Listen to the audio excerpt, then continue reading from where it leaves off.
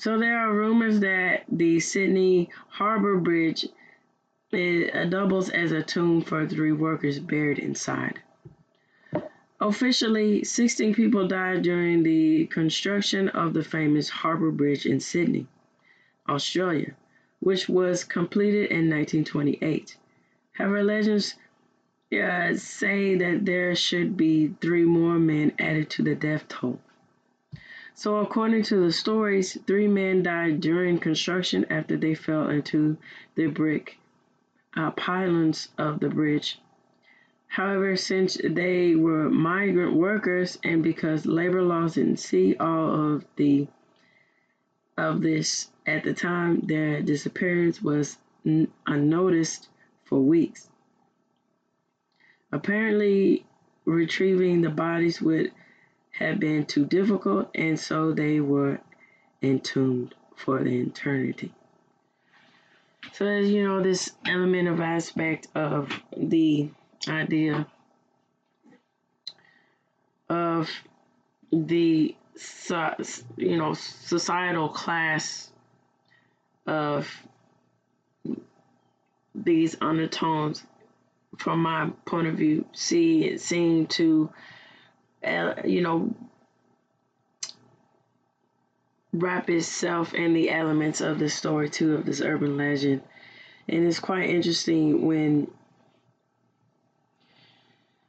you look into those aspects of society of, what is really said about about this.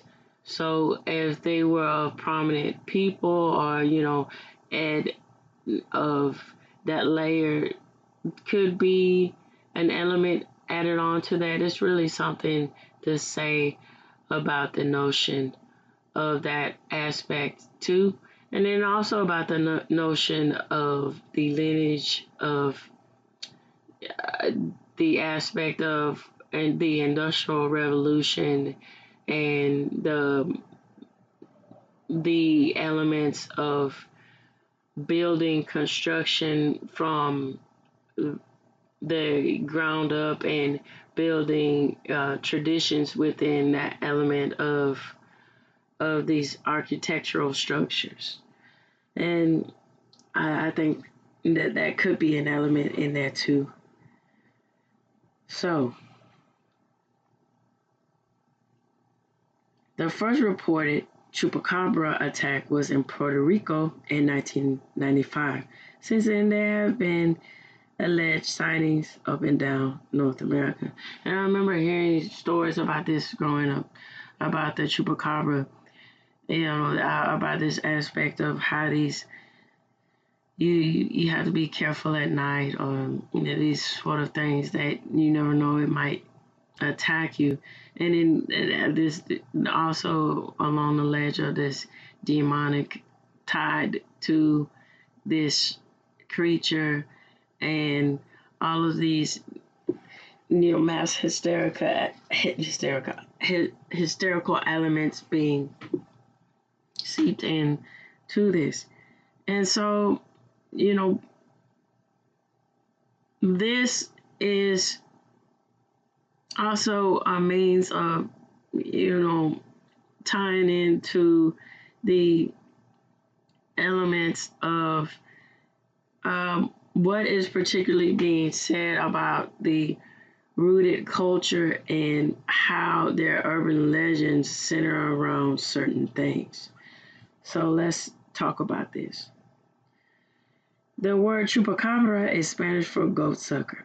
Indeed, chupacabras were first believed to be vampiric reptilian creatures that drained goats and other small animals of their blood.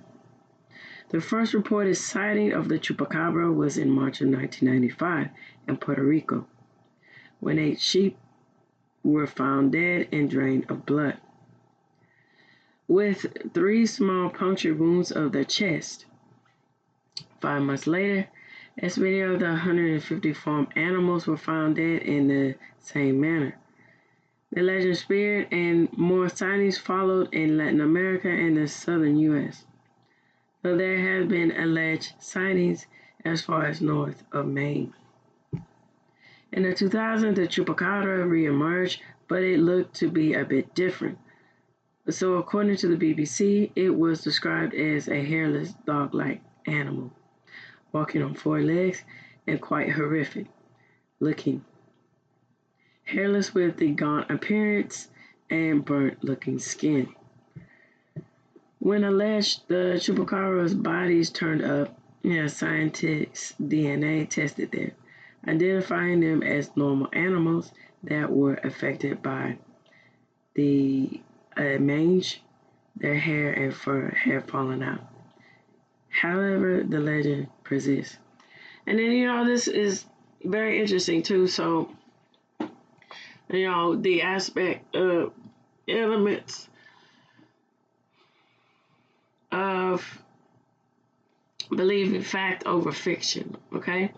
So, when you get into these lures,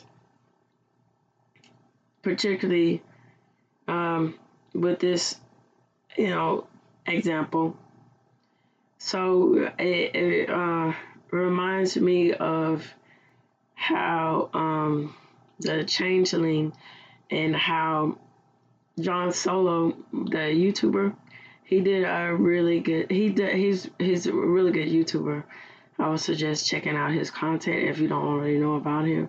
But how he broke everything down, he was talking about the changeling and how that is tied to a real medical condition that could be happening. It could be anywhere from the real possibility of the changeling with the folklore of how a fairy come in and possess a baby and then change the baby, and it's just this demonic spirit, and without the parents or the mother knowing. But this could be, and people who believe these things could be tied to something very serious. Well, of course, tied to something very serious, where the ones who choose to believe this instead of seeing the facts of everything, and then it's also one of those things where you have to excuse them because they're of a different century, and not a lot was known as far as modern medicine is arrived, as far as cerebral palsy, things of that nature, and so when people choose to still stick to the legend instead of the scientific element of what could be actually going on with these animals, that's truly something when it changes the elements about the aspect of this urban legend. So there is a story in Beijing's Ghost. It's a bus that is sure to put some people off public transportation. So, while there are more than a few variations of the story, it's likely that it's linked to this one. So, the number of the story goes of this number of this route. So the story generally goes like this: a bus is traveling late at night, around midnight, and it is the last one of the evening. Two men flag down the bus, and even though the driver is reluctant to pick them up since they're not at a stop, he does and lets them in on the bus. Everything is okay for the most part. But it turns out it's actually three men. The two are holding up another one who appears to be in rough shape. It also turns into that all three of the extraordinarily pale and wearing garb of the Jin dynasty, which lasted from 1644 to 1911. The bus driver apparently explains it away by claiming that the three are actors who didn't have time to change after work. So the Loch Ness Monster of Scotland. And this is one of the known lures, known urban legends that crossed over that almost everyone knows about. So Nessie has been, this is the affectionate nickname of the Loch Ness monster, which is Nessie. So, when found in the second deepest lake in Scotland. So, according to Encyclopedia Britannica, sightings of her go as far back as stone carvings of the Pict ancient people who lived in the East in Scotland region. Of a mysterious beast with flippers that have been discovered. So sightings really began to pick up in 1933 after a road was completed that gave visitors an obscure view of Loch Ness. A couple claimed to have seen some type of giant sea creature, and the hype grew. And then, also this could be tied into this whole thing where that this just be some prehistoric creature that was not unknown, as far as the alleged tie to the cave people and so forth. And then, and it's one of those things also, so linking into the, more modern era in the 1930s of that aspect of seeing something that you want to see, but it's not actually there, one of those things. But I digress with that. All right, so here we go with Krampus. So this is the evil version of Santa Claus. So you might have heard in 2015 a comedy hour hybrid film, but the real story of Krampus is just as terrifying as you'd expect. So National Geographic describes Krampus as a half goat, half demonic, horrific beast. Krampus is the bad version of Santa. While a jolly bearded fellow up north gives the kind kids presents, Krampus aims to scare the naughty kids into behaving better by beating them with brick branches or hauling them off to hell in sacks. He's mainly a German and Austrian figure, though other countries have their own versions and traditionally show up on December 5th, which is known as the Krampengeist, or Krampus Night. Krampengeist, forgive me on that. Though no one quite knows for certain, this tradition is often believed to have begun when the Moors raided European towns, kidnapping locals, enslaving them into slavery. And you gotta see history for what it actually is, and this is quite interesting.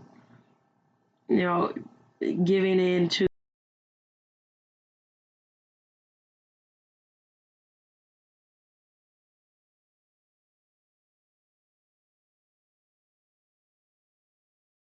this is quite interesting.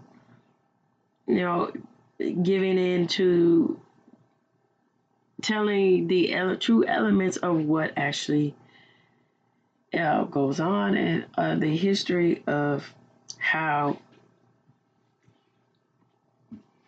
the horrific aftertones of slavery is seen in Europe versus in the U.S.